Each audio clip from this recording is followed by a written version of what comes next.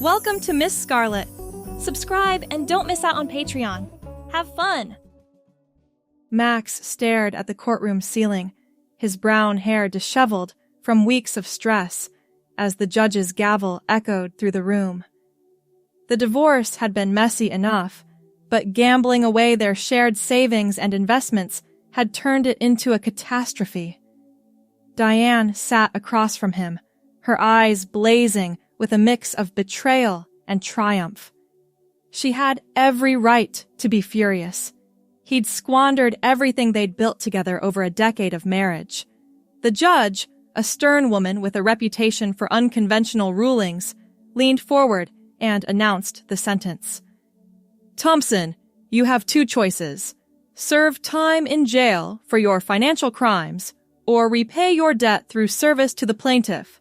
You'll work as her maid until the debt is cleared, under her supervision. Failure to comply means incarceration. Diane's lips curled into a satisfied smile. Max felt his stomach drop. Jail was unthinkable, but this? Humiliating himself in front of his ex-wife? He nodded reluctantly, sealing his fate. The paperwork was signed that afternoon, and by evening, he was at Diane's sprawling estate on the outskirts of the city. The house was a grand Victorian with manicured gardens, high ceilings, and rooms filled with antique furniture she'd always cherished. Diane greeted him at the door, her new boyfriend, a tall businessman named Victor, standing beside her with an amused expression. Welcome back, Max, Diane said coolly. But from now on, you'll be Elise. It suits your new role better. She handed him a neatly folded uniform, a traditional black maid's dress with a crisp white collar, paired with white stockings and black patent leather shoes. Change in the guest room. We start tomorrow. Elise emerged from the room an hour later, the dress fitting snugly over her frame, the stockings smooth against her legs, and the shoes clicking softly on the hardwood floor. The mirror had shown a stranger staring back. Brown hair falling in waves, the outfit transforming her posture into something more demure. There was no going back. The judge's orders were clear, and Diane had made it explicit that this was permanent for the duration of the repayment. Elise's hands trembled as she adjusted the collar, feeling the weight of the decision settle in. The next morning began at dawn. Diane handed Elise a list of chores: dust the living room, polish the silverware, scrub the kitchen floors, and tend to the garden by weeding the flower beds. The house was immense, with 3 stories and a basement, each corner demanding attention. Elise started in the kitchen, filling a bucket with soapy water and kneeling to scrub the tiles. The dress's hem brushed the floor, and the shoes pinched slightly, but she pushed through, determined to avoid jail. Diane watched from the doorway, sipping coffee. Remember, posture is key. No slouching, Elise. By midday, Elise moved to the garden. The sun warmed her skin as she knelt among the roses, pulling weeds with gloved hands. The white stockings gathered faint dirt stains, but she ignored them, focusing on the rhythm of the work. Birds chirped overhead, and the scent of blooming flowers filled the air. Victor strolled by at one point, nodding approvingly. Looking good out here, he said, without a hint of recognition. Diane had ensured no one knew Elise's true origins.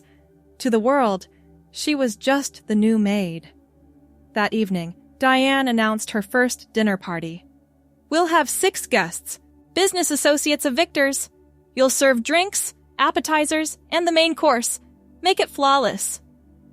Elise spent the afternoon preparing, setting the long dining table with fine china, arranging fresh flowers from the garden in crystal vases, and helping in the kitchen with chopping vegetables for the salad. When the guests arrived, Dressed in elegant suits and gowns, Elise greeted them at the door with a polite curtsy, as Diane had instructed. "Good evening. May I take your coats?" The party flowed smoothly. Elise circulated with trays of hors d'oeuvres, mini quiches and stuffed mushrooms, refilling wine glasses and clearing plates. One guest, a woman in a red dress, complimented her. "You move so gracefully, dear. Diane must be thrilled to have you." Elise smiled modestly, her brown hair tied back in a neat bun, and murmured thanks.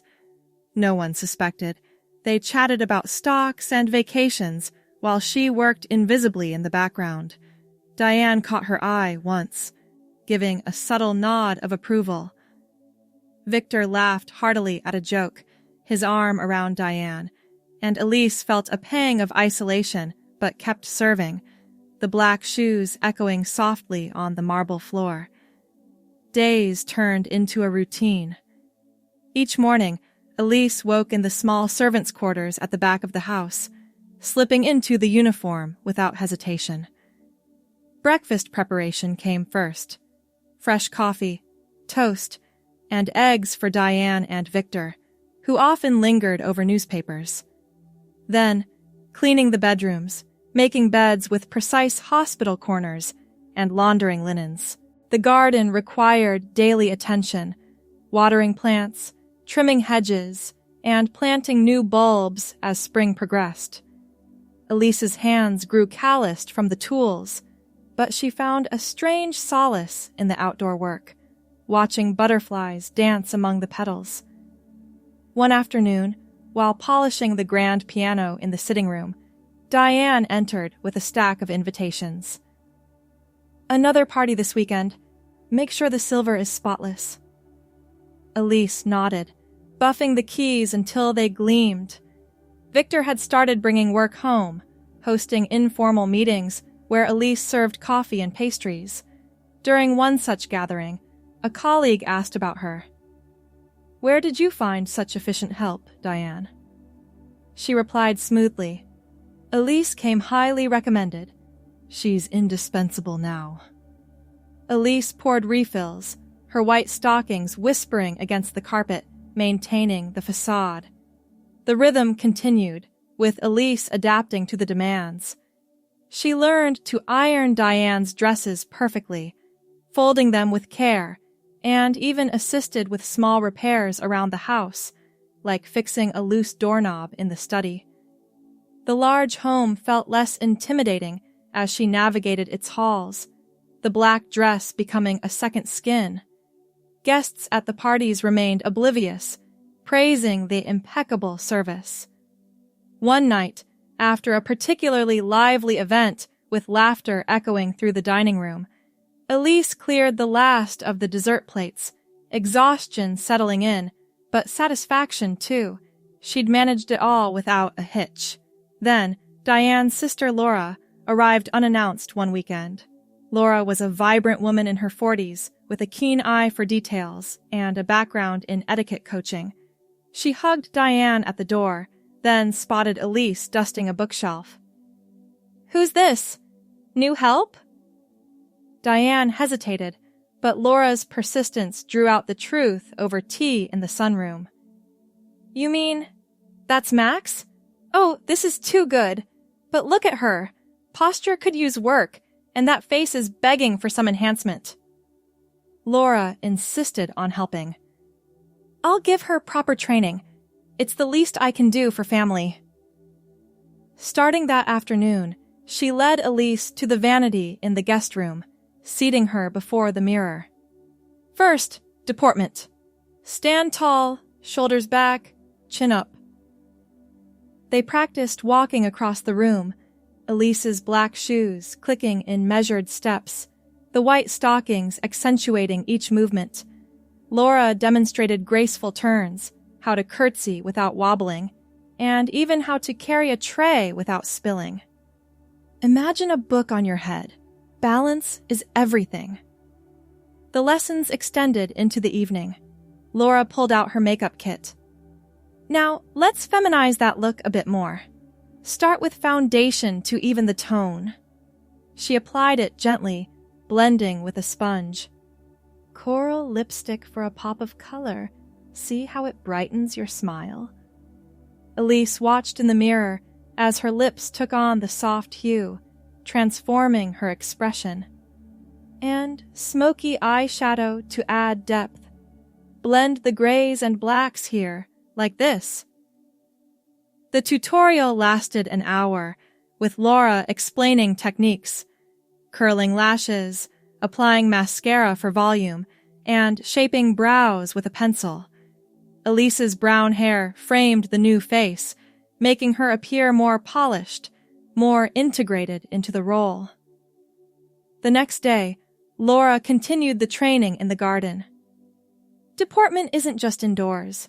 Walk the paths with poise, even while gardening. Elise practiced kneeling gracefully to weed, rising without staining the dress, all while Laura critiqued. Smoother transitions.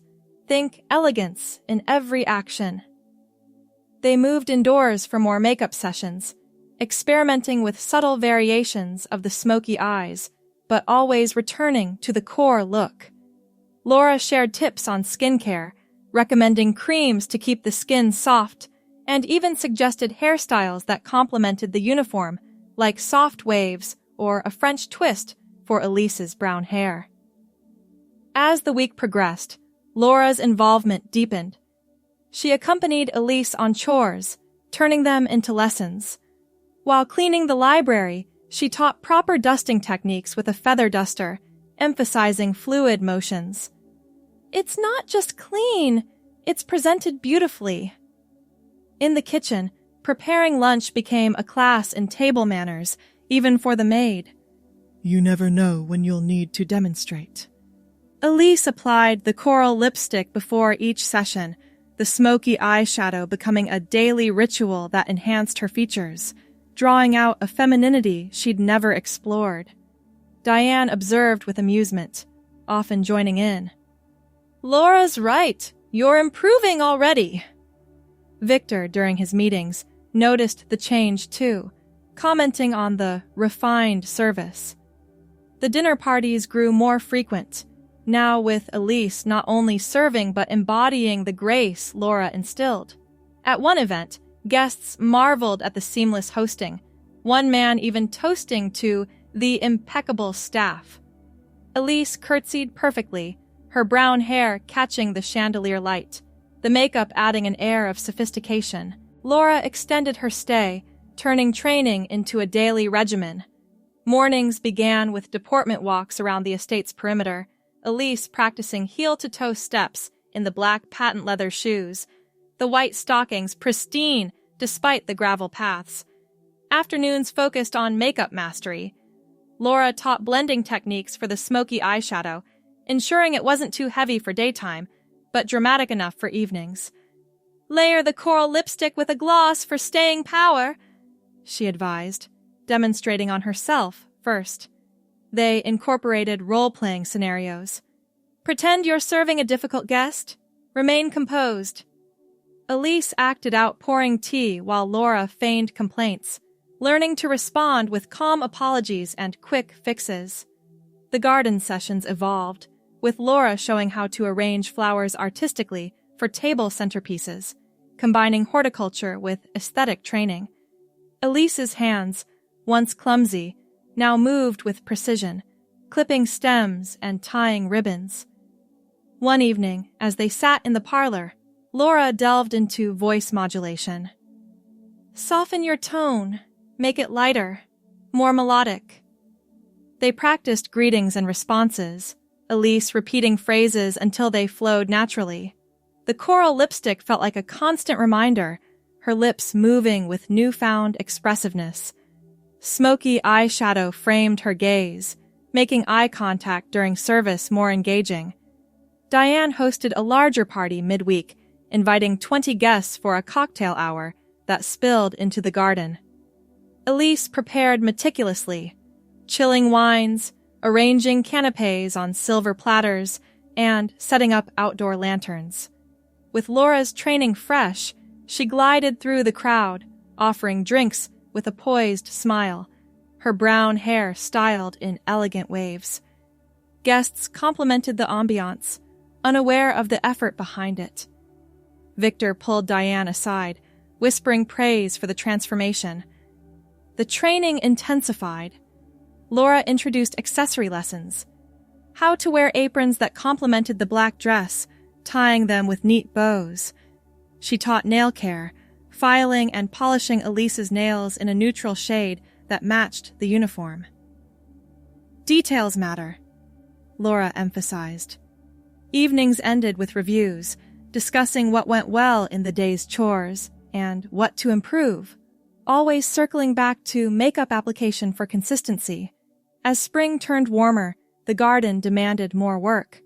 Elise planted rows of vegetables under Laura's guidance, learning to bend and rise gracefully, the white stockings protected by knee pads Laura provided. Makeup tutorials adapted to outdoor settings. Waterproof formulas for the smoky eyeshadow to withstand humidity. Coral lipstick became a staple, reapplied after meals for a fresh look. Another party loomed, this one a formal dinner with Victor's international clients. Elise spent the day prepping, ironing tablecloths, polishing crystal glasses, and rehearsing the menu service with Laura. Announce each course softly but clearly, Laura coached. The event unfolded flawlessly. Elise served soup, then entrees, her deportment impeccable. A guest from abroad asked about her background, and she replied demurely, "I'm just here to ensure a pleasant evening," as trained. Laura's enthusiasm grew. She organized a full-day workshop on household management, teaching Elise to inventory supplies, budget for groceries, and even basic sewing for mending hems on the dress. Makeup evolved into full-face routines, incorporating blush and highlighter to contour features subtly. See how the smoky eyes draw attention? Pair it with the coral for balance. Weeks blended, with Elise's role solidifying. Mornings in the kitchen involved baking scones, afternoons in the garden harvesting herbs, all infused with Laura's lessons. Parties became highlights, showcasing her skills. One night, after clearing a lavish dessert spread, Diane confided, "You're exceeding expectations, Elise." Yet, as summer approached, whispers of change stirred. Victor mentioned expanding his business, potentially requiring more events. Laura hinted at staying longer, perhaps introducing advanced training. Elise, applying her makeup one morning, the smoky eyeshadow precise, coral lipstick vibrant, wondered what lay ahead. Then, during a quiet afternoon in the study, Laura uncovered an old photo album, flipping through pages of Diane and Max's past. Her eyes widened at something tucked in the back, a letter from a lawyer suggesting the debt repayment could extend indefinitely if certain conditions weren't met. "Diane didn't mention this," Laura murmured, showing it to Elise. Before they could discuss it, the doorbell rang, announcing an unexpected visitor who claimed to know the truth about Elise's identity, demanding a private meeting with Diane.